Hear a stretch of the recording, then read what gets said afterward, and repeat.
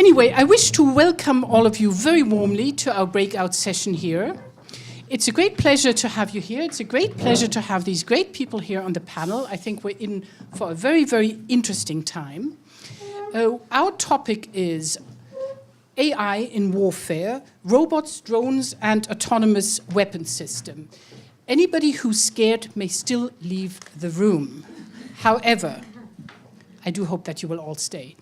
We have the great honor to have an outstanding panel here. I will start with you, Admiral. Briefly introduce you. This is Counter Admiral Heidi Berg. Rear Admiral, sorry, that's the German coming in. Rear Admiral Heidi Berg. She is Director of Intelligence with the US Africa Command in Stuttgart, a very distinguished US military officer who graduated the Naval Academy and studied in Oxford and in Cairo, speaks Arabic and Russian. I'm unbelievably impressed, I have to say, with that. That combination is also awesome. And she has served her country in Afghanistan, Italy, Spain, and the UK, among other places, has earned numerous rewards, as we can see and admire, and we are thrilled to have you here. I will then go to Ulrike Franke, who's a policy fellow at the ECFR, that's the European Council on Foreign Relations, working on German and EU security and defense, and in particular on the issue of the future of warfare and the impact of new technology on warfare. Ulrike holds a PhD from Oxford. She wrote her thesis about military drones, the impact. Give us the full thing here, please. It's called the unmanned revolution. It's called the unmanned revolution, how drones revolutionize warfare. So yes, military drones and what they do with warfare. Well, so this is the right place for you to be here today, I think. Apart from Oxford, Ulrike has studied in Paris and St. Gallen, a really distinguished scholar. And it's just as good on my left. I will continue with Anja. Anja Dahlmann is researcher at the SWP in Berlin. That's a Stiftung Wissenschaft und Politik. What do you call yourself in English? It's the German Institute for International and Security Affairs. So Super. Pretty much the translation of that. I think it's actually very difficult for German think tanks to get the recognition they deserve to get because the German sounds so different from the English. Probably, yeah. And I think that's actually one of the marketing issues here. That's not really our topic right now. Anja holds a master's in political science from Göttingen University. Her focus is arms control for autonomous weapon systems, and I hope you come armed with plenty of really good recommendations of how we can achieve that. Finally, I have Frederick. I hate that expression, last but not least, so I kept that one out. Kara is at the Center for a New American Security in Washington, which is a fairly recent think tank, but which has jumped into the headlines quite a bit. Very high-powered, very interesting work. She's a researcher in their Technology and National Security program. Before working at the think tank, she was at Facebook, where she was intelligence lead on counterterrorism. And she was an intelligence officer with the Navy and with the Department of Defense, holds university degrees from King's College in London and the University of Virginia. Just 2 words about myself. I'm by far not as distinguished as our speakers here, but I do have a name. I'm Bettina Westring. I'm a freelance journalist here in Berlin, and I'm just thrilled to have all of you here. So welcome, and I think we have been told that we should not have opening statements, so we'll start with a small series of questions to each of you. And I thought Admiral Berg would be the perfect person to explain to us how she sees where she sees warfare going in perhaps a time dimension of 15, 20, 25 years, and what role the US military sees for itself in that. Absolutely. No, thank you so much. And I did want to start by saying just how grateful I am to be here in this kind of environment and look out at the sea of women here and to be on this distinguished panel with some truly phenomenally talented women in a field that had not been so. So I've been in this business for about 31 years. My very first deployment, I went on board an aircraft carrier that was just being converted for women, and I spent 5 months with 5,000 guys. And they were trying to figure out birthing, so they put me in the medical isolation ward. And I told them, look, it's not catching. You will never become a woman, no matter how much I may, touch you. But nonetheless, the field has changed. The military has changed, and I am eternally grateful for it. And I think the military is better for it as well.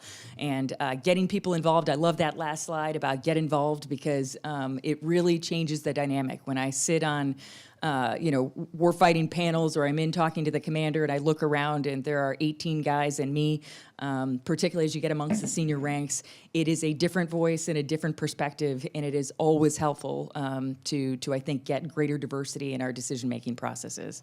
So thank you, Bettina, for that question. I spend a lot of time thinking about this, how warfare has evolved. I am involved in cyber warfare and has been, and it is evolving at a much faster pace.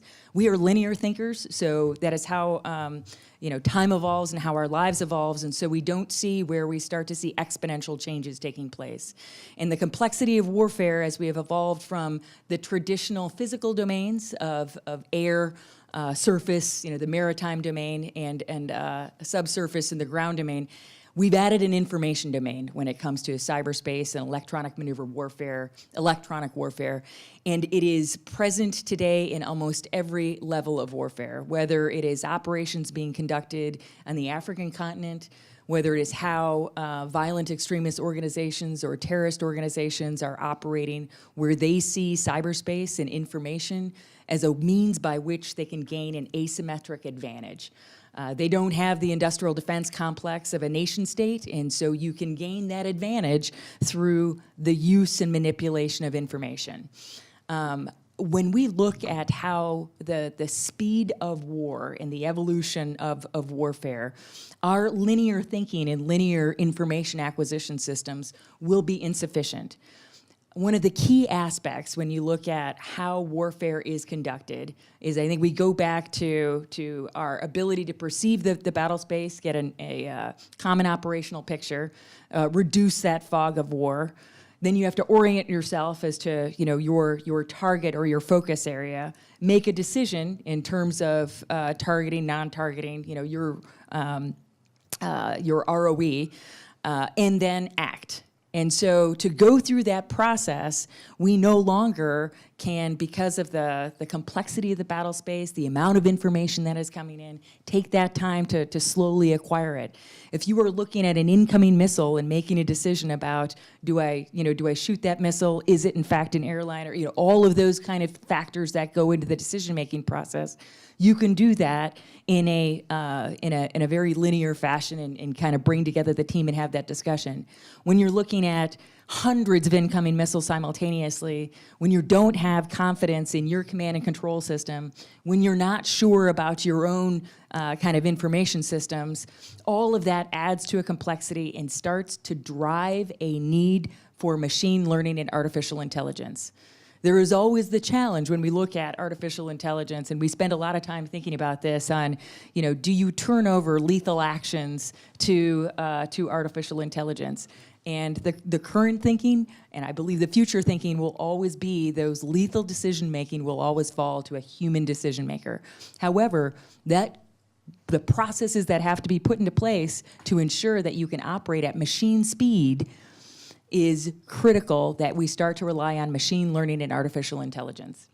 I love these stories where they kind of throw out the robots in these very advanced, looking pictures of it, because of where we are in the development of artificial intelligence. I think the defense industries had been previously, when it came to the development of cyber technologies and cyberspace, had absolutely been in the lead. Now we are fast followers as we look at commercial industry and the investments that are taking place in artificial intelligence. But it is a critical component to ensure that we get this right. I think that the comment about bias is critical. When you look at the massive amounts, what I think to train a neural network, we need about a million pieces of data to do some very rudimentary training from a machine learning standpoint. But we can incorporate those biases into our artificial intelligence unless we are very, very careful in that process. So how are you doing the review process, and how are you pulling that bias out? The role in future warfare will be to use that human-machine pairing, the human-machine interaction, to best position the commanders and the senior leadership in the warfighting enterprise to impose their lethal actions to the best possible means. Obviously, the focus is always you want to deter warfare first, but if necessary, then to be able to execute with the greatest degree of lethality to bring the conflict to a conclusion as quickly as possible. So as we look to evolve this machine learning, this human machine, it is the ability to quickly engage to be able to achieve that decision superiority by reducing the time frame in which you're able to make the correct decision. When we look at the technologies coming in that I see will evolve warfare dramatically, artificial intelligence is absolutely at the top of the list.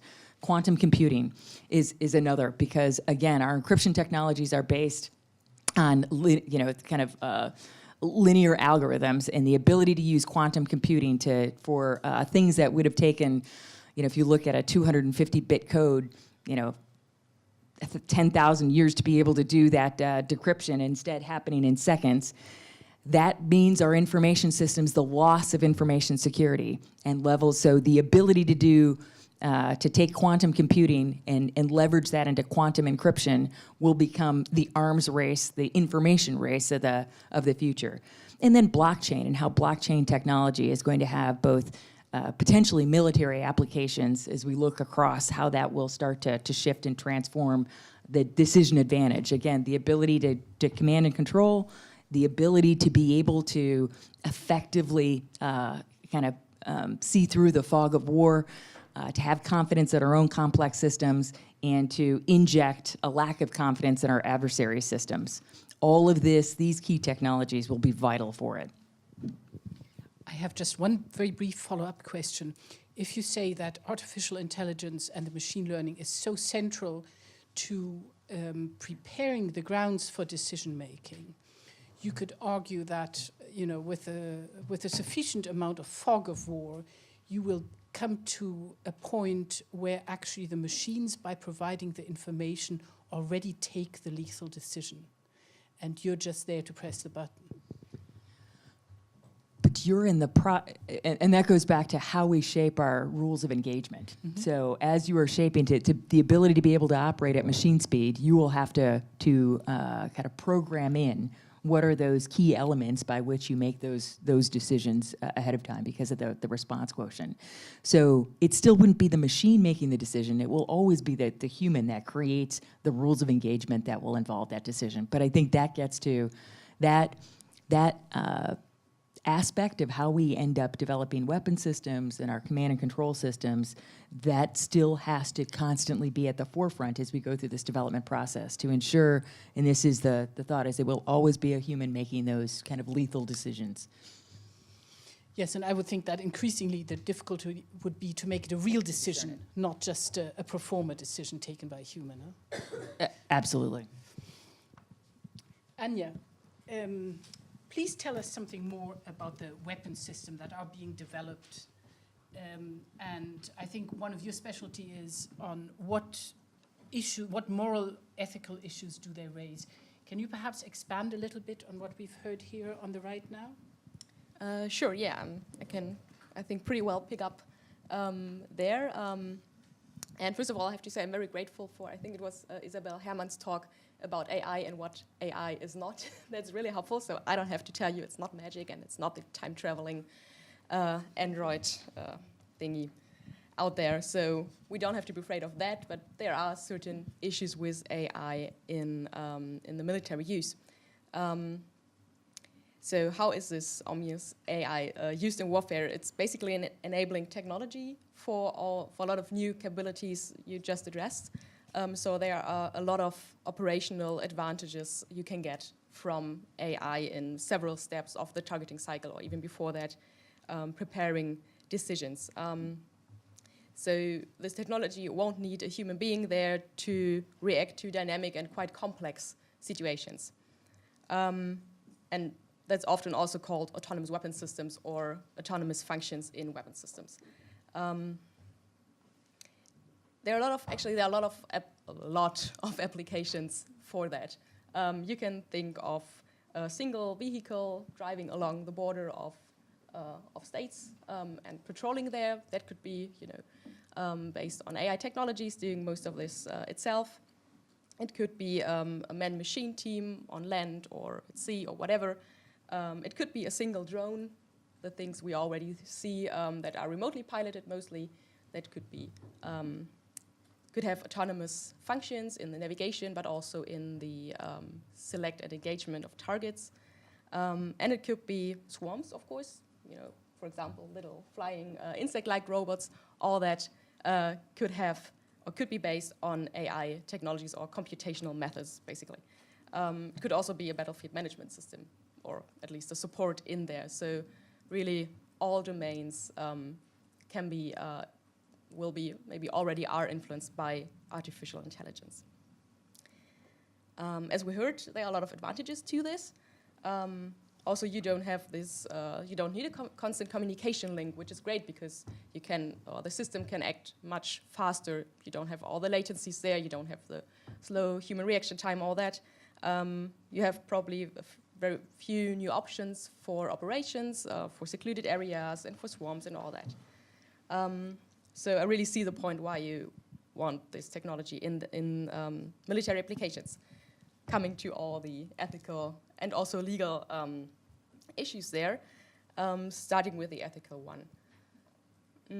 So if you lose on the long run, not for now, but there is a potential that you lose human control over the select and engagement of targets, so of human beings.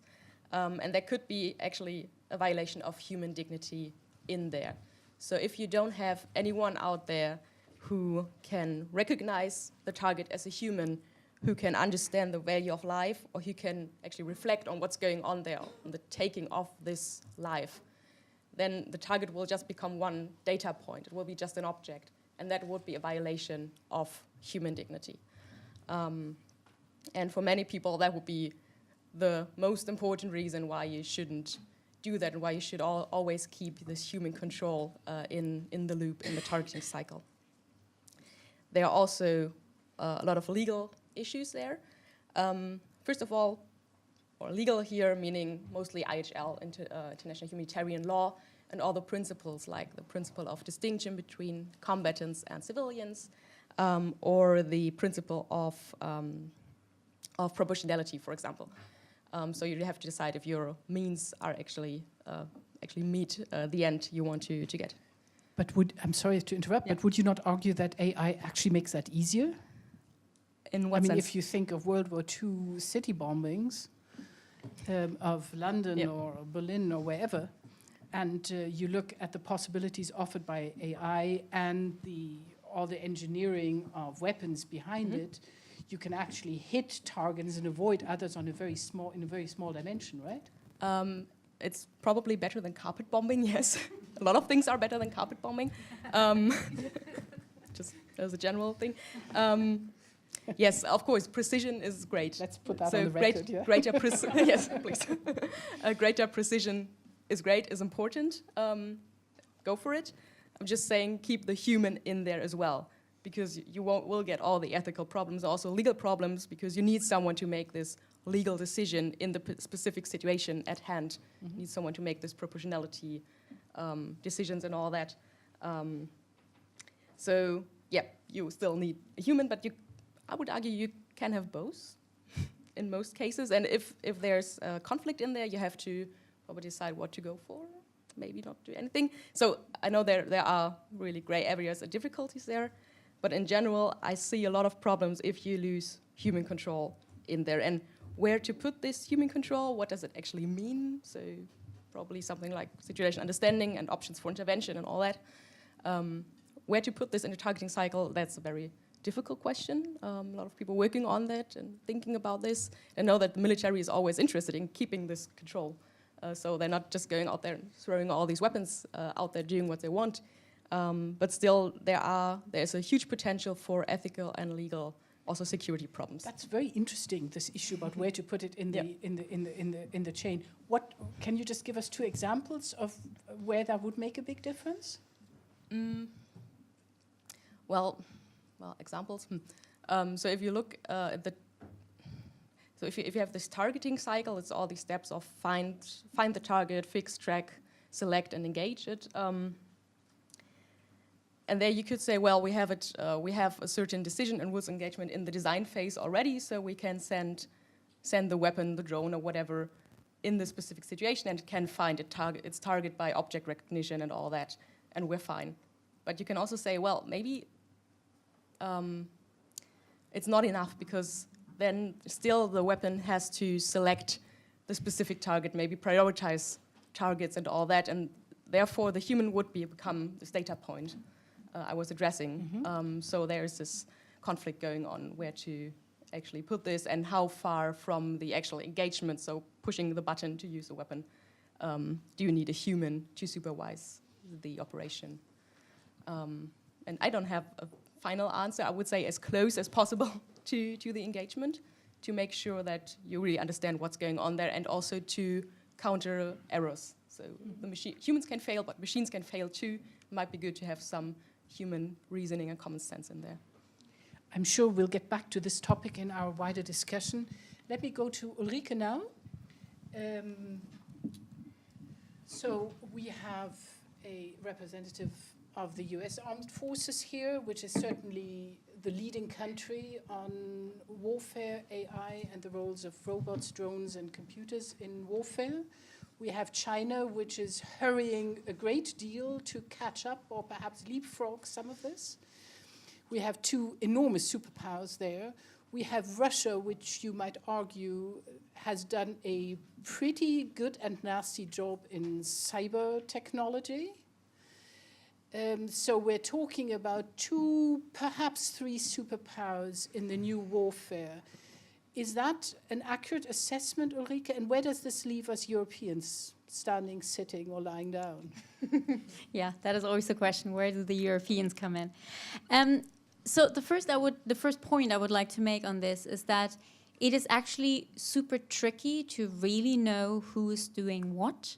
And this is somewhat new. So as was mentioned, I wrote my PhD thesis on drones, and although I didn't specifically work on Chinese or Russian systems, it was much easier to know, who has what. Because in a way you can count drones and you can actually see, like on satellite images, who has drones.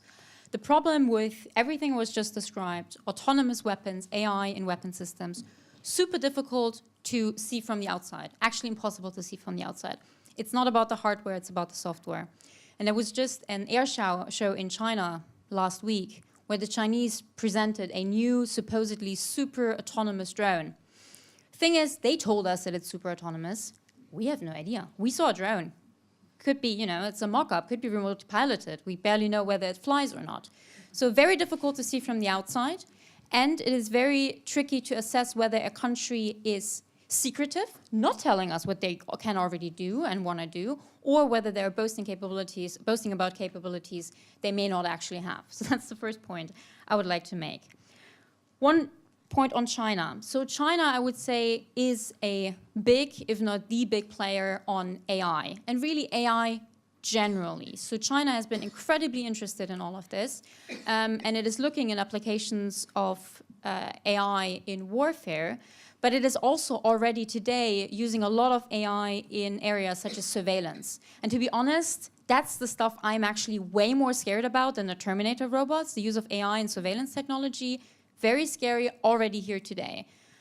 So China is looking into this, and the big advantage that China has is that it has a lot of data, because it doesn't really care that much about data protection. It is collecting all kinds of data. The companies are collecting all kinds of data that it can then use in developing AI.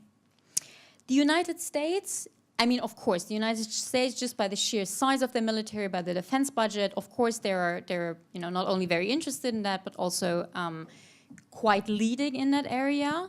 However, and I thought that was very interesting, just yesterday or the day before, I think, the National Defense Strategy Commission published a 160-page report on the current situation of, the U.S. military. And their main message on these 160 pages was actually that the U.S. military is distracted. It is distracted by all the wars on terrorism that it's fighting. It is distracted by counterterrorism operations in a way that it is not focusing enough on, kind of conventional near-peer competitive warfare, and it is certainly not enough. It is not focused enough on innovation. Again, I mean, it's still the U.S. military to do 5 times more innovation than, the German Bundeswehr. Still, there is an element of, the U.S. being also distracted with other things. Where's Europe in all of this? So the headline here, I would say, is Europe, it's complicated. So interest in AI in Europe is massive, and I'm actually currently analyzing or trying to analyze all the AI strategies that are currently being put out. I mean, the German government in these, at this moment is discussing the digital strategy, AI strategy. The French have published their AI strategy. The European Union has one. Italy is bringing out one early next year. So everyone in Europe is interested in that. What I find quite striking, though, looking through these documents, is that Europe is looking at AI mainly from an economic point of view. It is rather wary of thinking too much about geopolitical implications, and most countries don't really want to talk, at least openly, about the military aspects of it. They have all kind of made statements about autonomous weapons, because that was something that was being discussed in the UN. But when it comes to actually using AI in the military, whenever I talk to the different MODs, if they talk to me and if they do, organize conferences, they usually say, yeah, but we want to keep it at the national level. We want to find out what we do first before we put it on the European scale.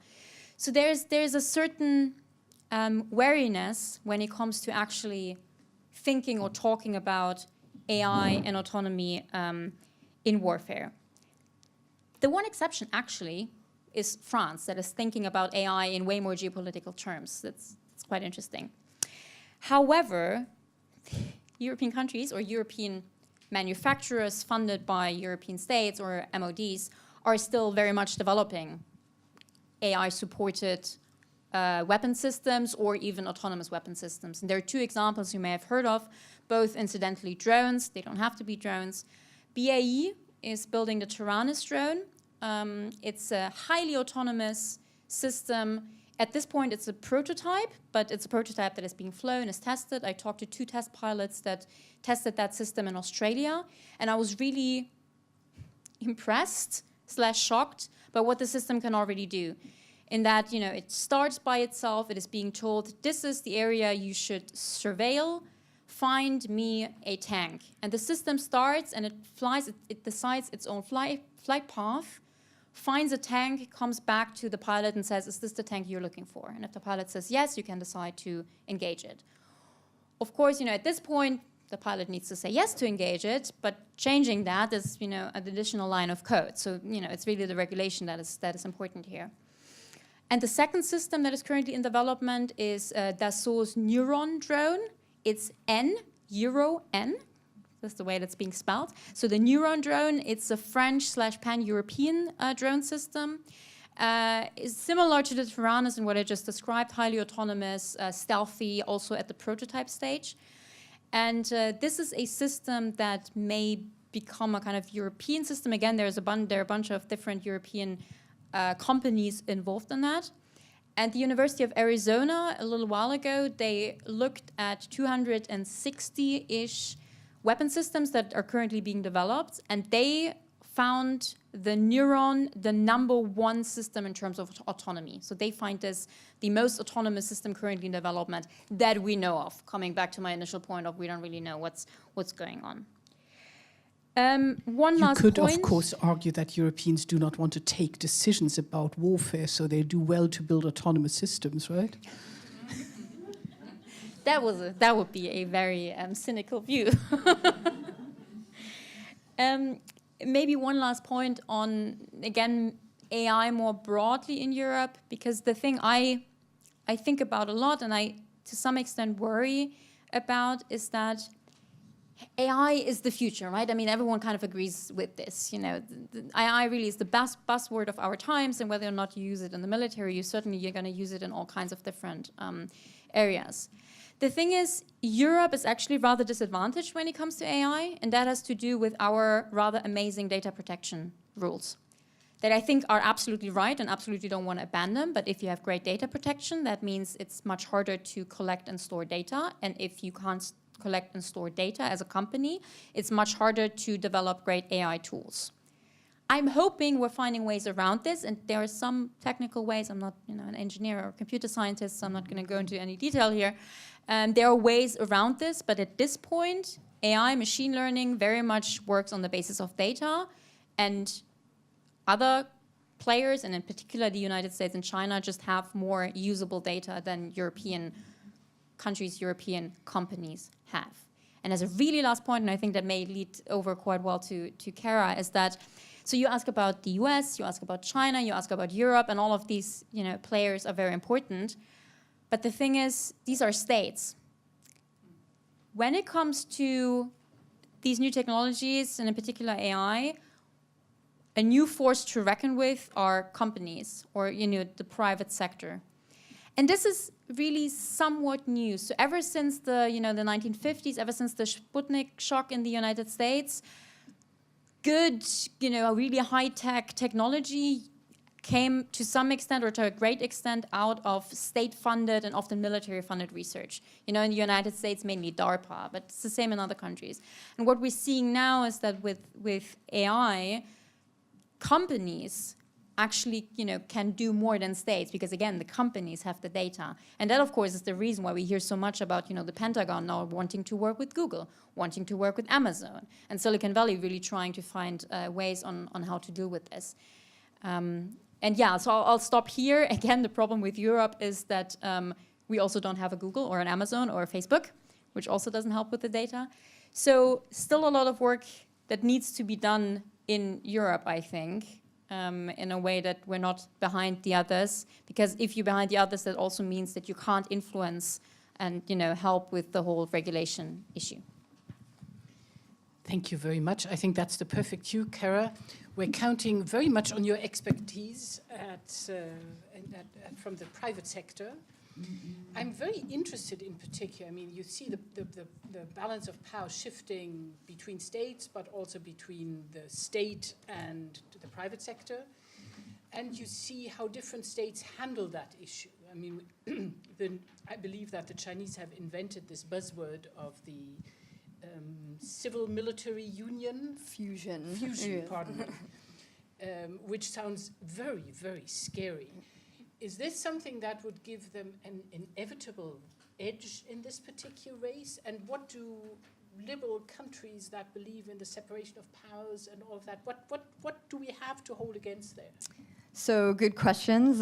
Thank you for having me, first of all. I really appreciate being here and probably being one of the people here who has the dubious distinction of serving both with the United States military as a civilian intelligence officer and in the private sector afterwards. So I think I have a somewhat unique perspective on these issues that both the military and the private sector and society as a whole will continue to grapple with for years and years to come. So I think one of the things that sort of hamstrings our ability to compete with China in this way is the ideological reluctance for private sector companies in the United States to work with the US military or work with DoD in the United States. So it's not, there's a lot of companies, especially scrappy AI startups, who are very much willing to help the United States in their goals and their interests in a military context. And then big ones too, like Amazon recently came out and said, hey, we're gonna help in whatever way we can. but it's no small thing when the Googles of the world, when certain sectors of engineering talent basically come out and say, hey, this is not something that we agree with ethically, this is something that we want to back away from. So that ideological reluctance, I think, stems from a perception issue that we can actually seek to sort of confront, both as a society, as a public policy, NGO, those entities. So while the use of drones, and I was deployed forward in Afghanistan and worked very intimately with drones, that's pretty much settled. The use of them to employ lethal force is settled at the Pentagon level, but not necessarily among other communities like Google engineers, right? So there's a focus on civilian casualties, their offensive kinetic use. People sometimes equate an MQ-9 as death. You know, it's got a hellfire on it. That means it's going to kill people. So it comes up in programs like Project Maven, which was kind of alluded to here. Anja with the algorithms that are object recognition algorithms that basically say, instead of having a couple full motion video analysts sitting in a tactical operations center picking things out like, this looks like a truck, this looks like a tree, this looks like a rock, this is not a person, the machines will do it for you. So I think one of the things to keep in mind, especially with the Admiral's comments, is we, in the United States military, should allow machines to do what machines do best, and then humans to do what humans do best. So machines are going to be really good about object recognition. They can, yes, they're susceptible to vulnerabilities, adversarial inputs, spoofing, etc. But if we allow machines to kind of do the hard work in the beginning in terms of very, very simple things, you know, this is not magic here. It's very simple. Then you can reserve the analytical capacity for the harder questions, the more sophisticated decisions. So as an analyst, again, you know, sitting out forward, trying to decide if, you know, this is the target that we're going after, is this person going to change their pattern of life because a relative comes and visits? You know, that kind of thing is going to be reserved for the human. A machine is not going to make that decision, but the machine is going to say, don't strike the rock, you know what I mean? Don't strike the civilian, that kind of thing, and identify them. Really.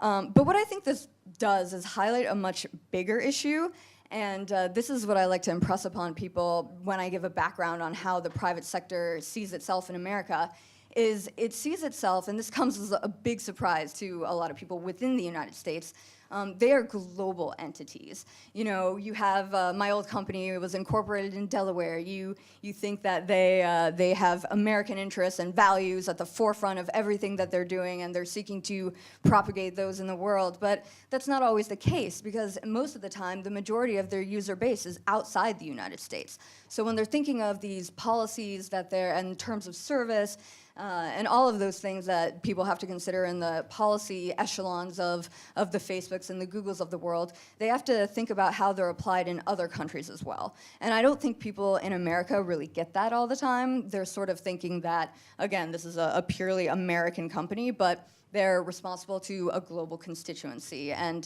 that's the way that sometimes they need to make those decisions.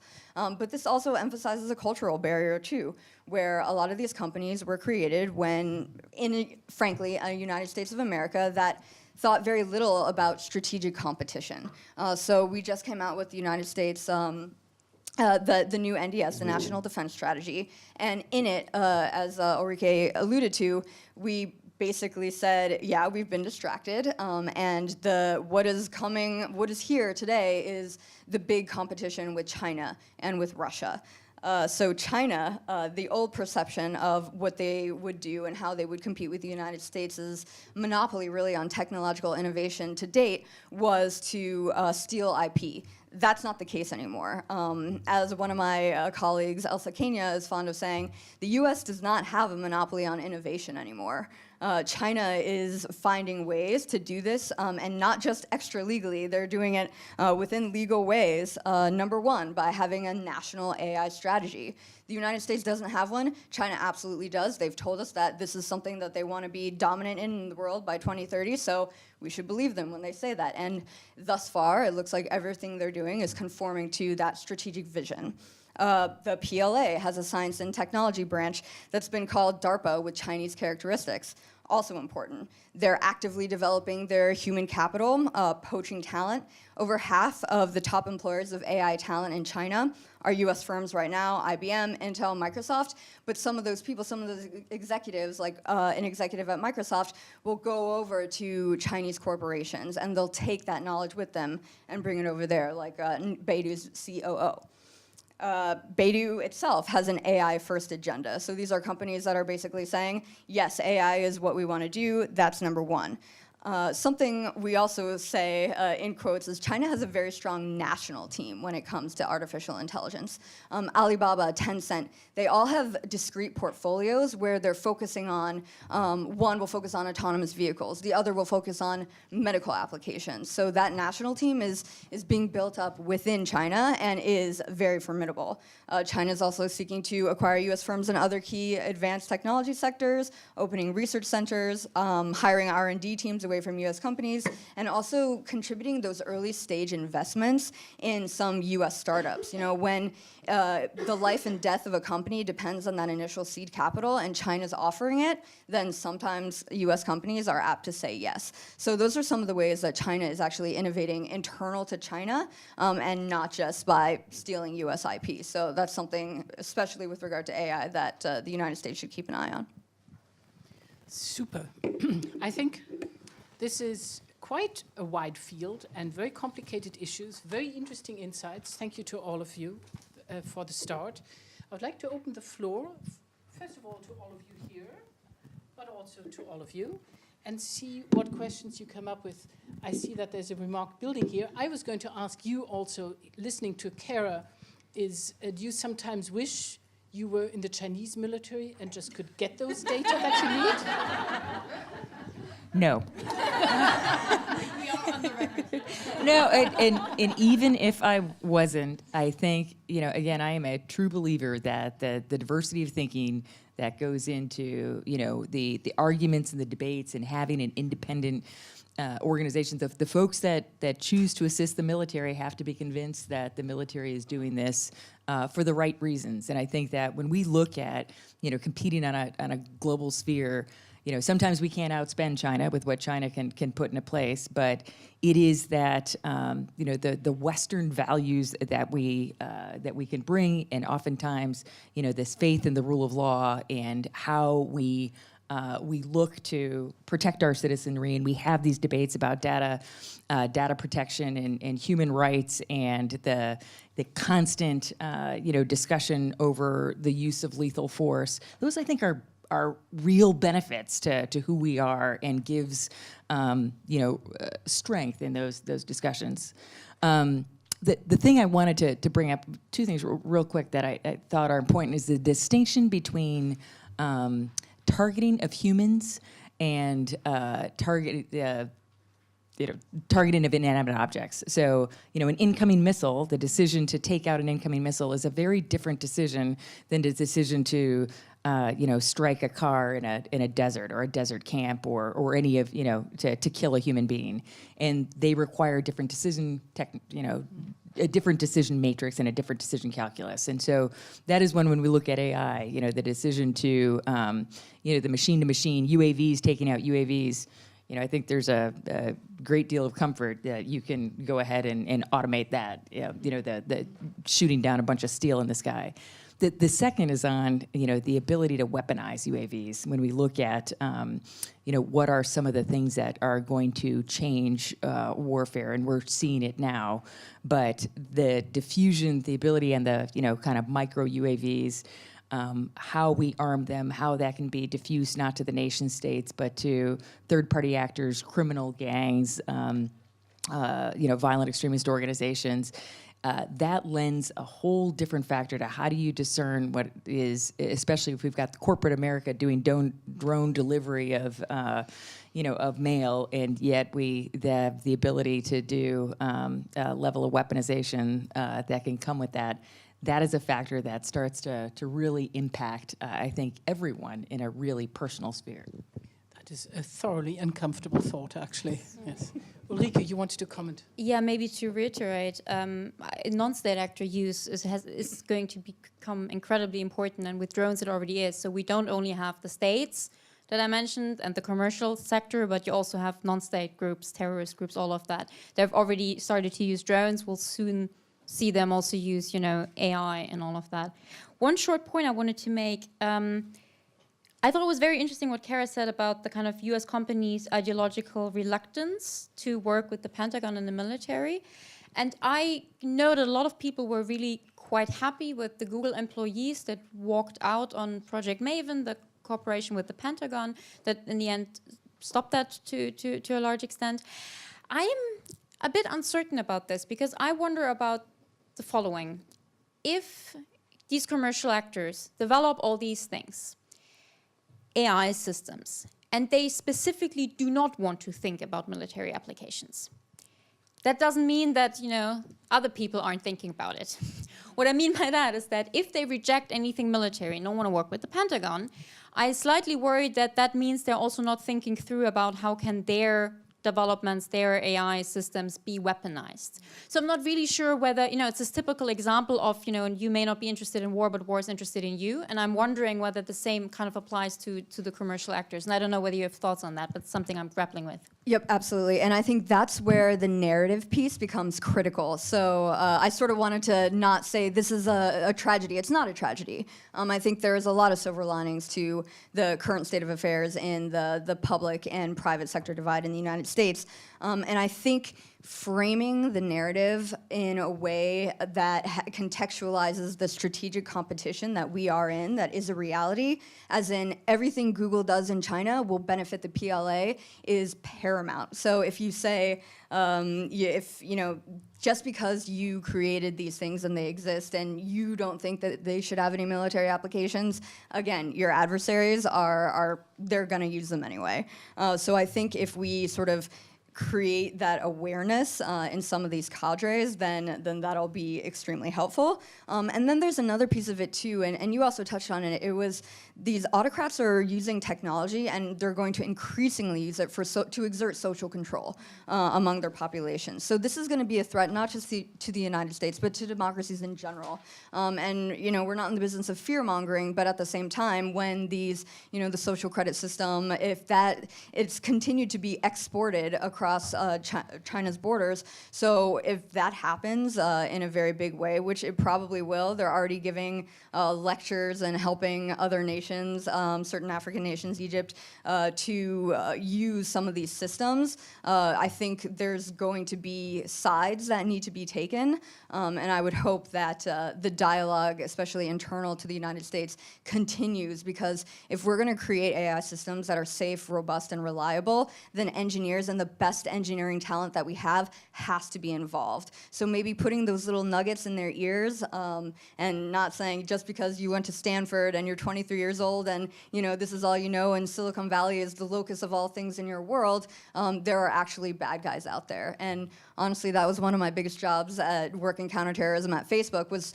trying to let people know that you have enemies in this world and they're going to take what you intend for good and use it for ill. Now, I see that up here we're perfectly self-sufficient. We can entertain ourselves with a very interesting discussion, but I would like to call on all of you to ask your questions. And if you don't start so now, I will just give the floor back to us here. Very good. Should we take one question at a time? I think we'll start with that, and then the interest will liven up. Please, could you tell us who you are and where you come from, just briefly? My name is I'm a member of the Green Party, and I used to be a member of the Defense Committee of the German Bundestag and still interested in this topic. So I could come up with a number of questions. I will limit myself to one. Talking about international law and where in the loop the human being is, who's bearing the responsibility at the end? Is it I think everybody understood. I don't repeat myself. Where does the responsibility lay in the end? Is it the person who programs the algorithm? Is it the person or the company that produces the cameras for the facial recognition? Or is it the person who in the end presses the button? Because every step before pressing the button is sort of a filter. So I wonder who's actually bearing the responsibility. And if I may question 1B, so to speak, can you put a number on it?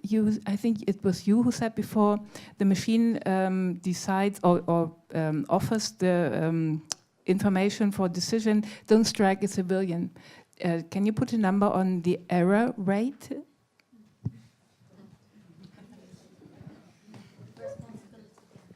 I think we have an error rate volunteer here. Well, I was going to answer the first one, but I could also talk to the second as well. So in terms of the responsibility, because there's decisions that go into all those aspects, but we retained the responsibility 100% with the commander. You understand every aspect that goes into that entire chain, so you know where those ROE decisions have been made beforehand. But the strike, no strike decision, 100% remains with the commander. When the mistake is made, then that accountability goes, again, directly to the commander. And we know and understand this, and you sign up for this, as you go and progress. So even though there are elements and gradations that go into the decisions, you must understand the entirety of your targeting cycle, the entirety of the weapon systems development that go into it, and those decisions, you've got a robust engagement beforehand when you make that decision for the strike and no strike. When it comes to civilian casualties, as you know, mistakes are made, and they've been made in every conflict. We spend a lot of time looking at going back and doing the analysis as to what took place and to how we made that wrong decision, eliminating that or educating and training to it. But in actual percentage, it varies by, it's varied over time as we've looked to eliminate it. It is also varied by conflict based on the technology that's being employed in that specific conflict, and based on the various actors who are taking place within a specific conflict. So if we are working with a partner force, so we're providing intelligence, surveillance, and reconnaissance data, the find aspect of it and the fix aspect of it, to a partner force that will conduct the lethal strike, or vice versa, sharing intelligence and then working with the partner. All of that goes into creating different, actual error rates. So I can say it is little, but that's easy for me to say, sitting here and not providing a very specific number. But if we talk to, Somalia in 2018 versus Iraq in 2005 and 2006, then can get to specific numbers, but it is declining. If that's one thing that we are doing better, is spending a lot of time to the point of assuming risk and allowing bad actors to get away if there is a level of uncertainty rather than kill civilians. Anja, can you comment on the legal framework, I think, of that question? Yeah, sure.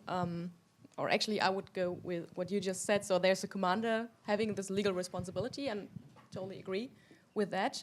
What I would say is that you have to keep in mind that you buy a lot of problems with using these autonomous weapons against humans, and not talking about object defense, whatever things, but against humans. And I think there is a question if you really have meaningful human control in there, and the civil society coined this term meaningful human control to highlighting that, there's a specific quality to this, and it's not enough that just a human is sitting there and pressing a button, or maybe even pressing a veto button when something looks kind of wrong.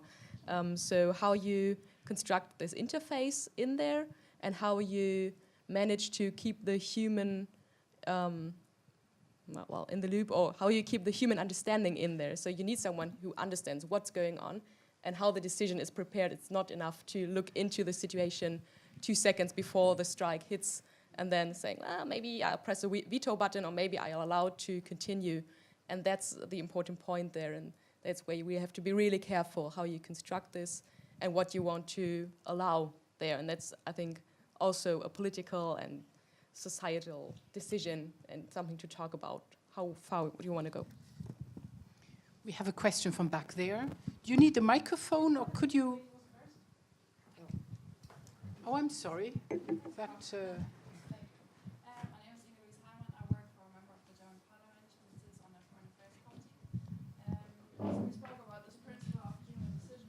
getting the microphone from behind. Thank you. So we spoke about this principle of human decision making at the end of the command chain a lot. So how can we ensure that it's really followed by all the countries developing artificial intelligence? I know of those Geneva discussions taking place under the auspices of the United Nations on legal autonomous weapons systems, but do norms actually make sense? And should we really enforce regulation as the technology is just developing at such a fast pace? What is your take on this? I believe I have 4 volunteers on that. Who would like to volunteer first? Ulrike, is that yours? I'll go quickly because I know that Anja has actually, I think you went to the CCW, right? Yeah. So the CCW is the Convention on Certain Conventional Weapons. That is exactly the group of people that met under the United Nations to regulate autonomous weapons.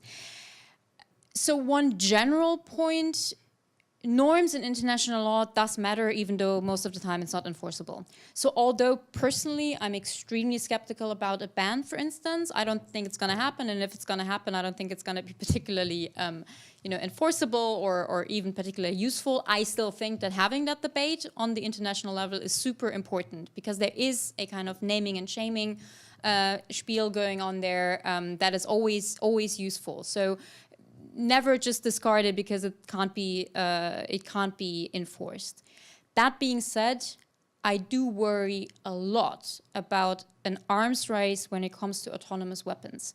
And I do that because the problem with autonomous weapons is that if one country starts, other countries may feel that they have to respond. And that's not just me saying that, that is almost official US policy. Because Bob Works, who is Undersecretary, right now, very recently he wasn't Deputy Secretary, exactly. He said quite clearly that we don't want to be the first to use these types of weapons, but if an adversary does, we may have to respond. And that is exactly the kind of escalatory logic that you may get with autonomous weapons, and that's something I absolutely do worry about. Do we see any chances that this can be stopped by some kind of a global agreement, or is that just being blue-eyed? Yeah, well, hard to say, I guess. I agree, it's very important that we have this discussion at the moment, and you can see that there is some, well, maybe not consensus, but at least a majority of states that see this norm of human control evolving there, and that see that you really need this in the use of force. So that's important, and I think that is something that you could write down and agree on at the level of the UN. I'm not sure if a protocol or political declaration or whatever sort of code of conduct, I don't know, would work best for this. And maybe if at the CCW level you push for a ban, you will lose, for example, the United States that don't want anything legally binding. So if you push for something legally binding, you might lose a lot of states, and it will go the same way as with anti-personnel mines, for example, and leave the UN, and you have states that won't use them anyway, or something like that. So it's a difficult situation, but there is some progress and at least maybe some hope. And I just want to add one point. When we look at the kind of legal framework regarding cyber activity, so both defensive cyber activity, protecting your data, and then offensive cyber activity that we've seen with some actors, both in nation-state engagements as well as non-nation state. The legal framework to get put into place in the international norms, we are still sifting through that and putting that into place, despite the fact that we have seen its use and the destructive capabilities and what happens. So, whether there should or shouldn't be, I think that getting that international agreement and then the enforcement capabilities to be able to execute that become even more challenging. Does not sound very optimistic, huh? Let's go to the question back there. Thank you for opening and allowing me to be as cynical as you were in your question. I'm investing in startups. One of them is in AI, robotics, machine learning. If there would be no demand for the product, I wouldn't invest and the company wouldn't exist. So the cynical question arises from the discussion here is how many, and you're not going to answer the question, by the way, how many conflicts do we need to have the whole system running and keep it going, to find out whether the system works, to have the test fields like in Afghanistan, on Syria, wherever it is. I just want to put this question to show that it's all together. One hand, you just develop the weapons, but you must use them, otherwise the whole system wouldn't work. So you have to create those conflicts. And that is the cynical and sad story about the whole thing. Thank you. I believe that was a non-question calling for a non-answer. Well, actually, I could say something. I think a lot of the things, what's getting lost here is how AI really makes a lot of people's lives better. So there's a lot of economic benefits to utilizing AI. There's stability and instability that can happen with the deployment of these technologies. But think of all the biomedical applications, utilizing AI. So there's a big market for AI to make people's lives better, to enrich them, to make everything easier. I mean, we all use AI in our daily lives today. Like I would have been lost getting here if I didn't have my phone utilizing AI. So yes, the dual use nature of the systems is something that we deal with. It's why we're wearing uniforms or have worked with the military in the past. However, these technologies can really benefit people's lives in big ways. And that's true in China too. There's a huge emphasis on how the economic benefits of utilizing these systems. So I don't think the situation is as grim as maybe we've characterized it today, but I think that should be noted, and AI does help a lot of people. And one other point, just like we don't, generally deploy missiles for the first time, in the battlefield and kind of then run out and watch and say, whew, that went. Test and evaluation is a big part of how we do things. And in the AI field, there's virtual abilities through developmental operations. These DevOps environments allow us to test out, various aspects of AI. You're right. I mean, there's some aspect of real data, right, is what you need to train these neural networks to be able to do, some aspects of it. But I'd also caution, and I know everyone can jump in on this, but when it comes to AI, I would, emphasize we're still in single-digit IQ points. So we have a long way to go. But the fact that we're having this level of a robust debate right now about these things is a good thing, I think, altogether. I think we have time for one or two more questions. Let's start here. Or did I overlook somebody who was first? No, it's you, definitely. Thank you. My name is Bettina Berg, and I'm from the German Ministry of Defense. And I really loved this discussion. I learned so much. Thank you very much to all of you. It was really interesting. I find it quite interesting that there's so much a focus on humans versus technology, because it does not acknowledge that conflicts and wars are not made by technology, but by humans. And maybe they are the problem and not the technology. That's the first thing. You just put the example that it would have been nice to have this technology for the bombing of London or Berlin or Dresden, but the aim of the operation was to kill as many civilians as possible and to destroy as many buildings as possible. So this technology was not the problem, but the order or the idea of the humans behind the decision. Yeah? The other thing I'm thinking about is what would have happened if Oberst Klein in Kunduz would have had more information and more intelligence by AI. Would he had made this decision if he had known more? Yeah.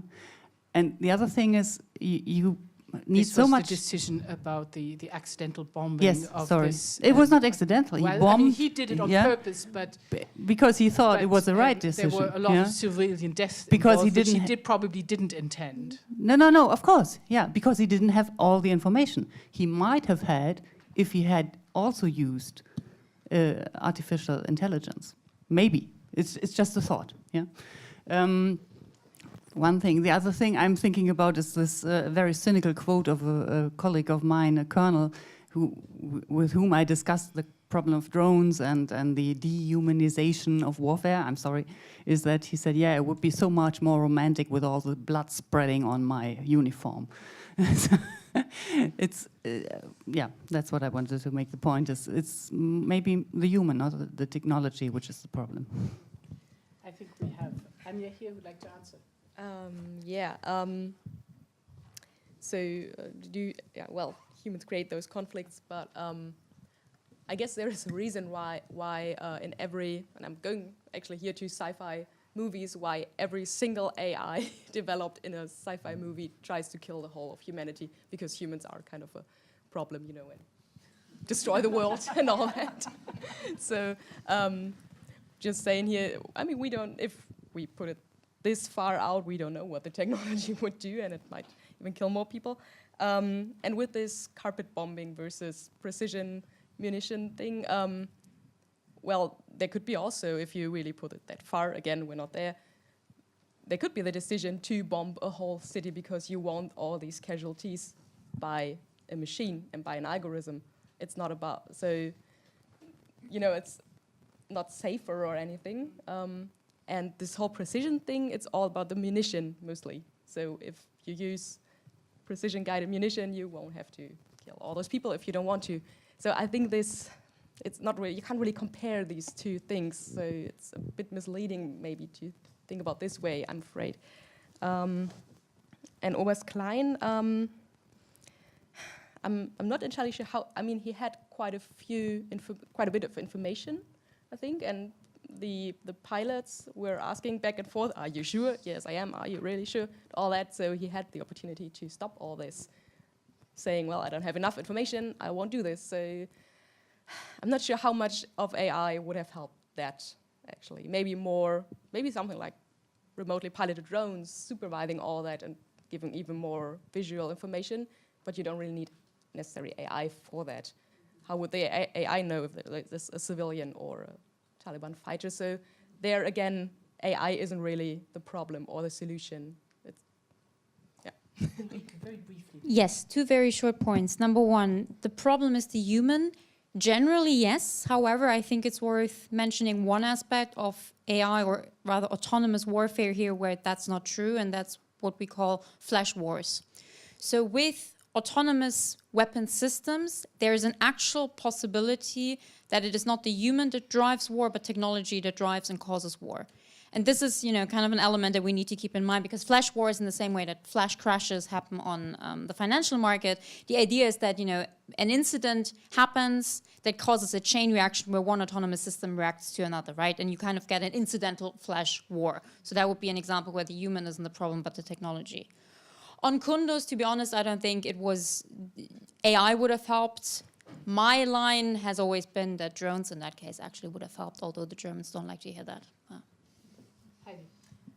I was just going to say that is a terrific question, for one, and I think one that needs to get asked often. But when we look at the outcome of warfare, because warfare has been a constant of human civilization since its inception, and it is generally those that have the advantage in their weapons technology win, and that has been back from Phoenician times. You can trace it throughout history. So the ability, and again, deterring warfare also comes from your ability to maintain a very strong capability that would prevent others from wanting to again, be able to take your property, your money, your people, et cetera. So that aspect of it, I think, the use of AI and autonomous vehicles and autonomous weapons, they're all governed, again, by people who are using them to, again, be able to exert and control the violence and win that outcome of war. So the human conflict is there, but the need to ensure that you have advances in technology, the longer range weapon, the ability to use cyberspace, the ability to get the ship or the submarine to take after that high-end fight is what provides those outcomes to preserve that way of life. I don't think we can do another question. I have one, actually I will monopolize the last question. And I have a very brief question. I ask for a very brief answer from each of you. One sentence, hopefully, not more. Can the arms race still be stopped or slowed down or controlled that we're seeing underway now? I think, Ulrike, could you start? I know you don't like that question. That is true. We discussed this before, and I don't like the question. If I have to answer, I'm rather skeptical, I'm afraid. No. Probably no, but I still hope so. It's not quite an arms race. Well, that was the most optimistic note on all of this. So we'll stick with Kara, I think, for the good cheer of this afternoon. I wanted to thank you all for coming. I particularly wanted to thank our terrific participants here on this panel for their super insights and their super skills and their super knowledge that you all put at our disposal this afternoon. I have learned a great deal. I think everybody else in this room has, and I hope we've all had a good time while doing so. And I just wanted to say thank you and ask you all for a big round of applause here.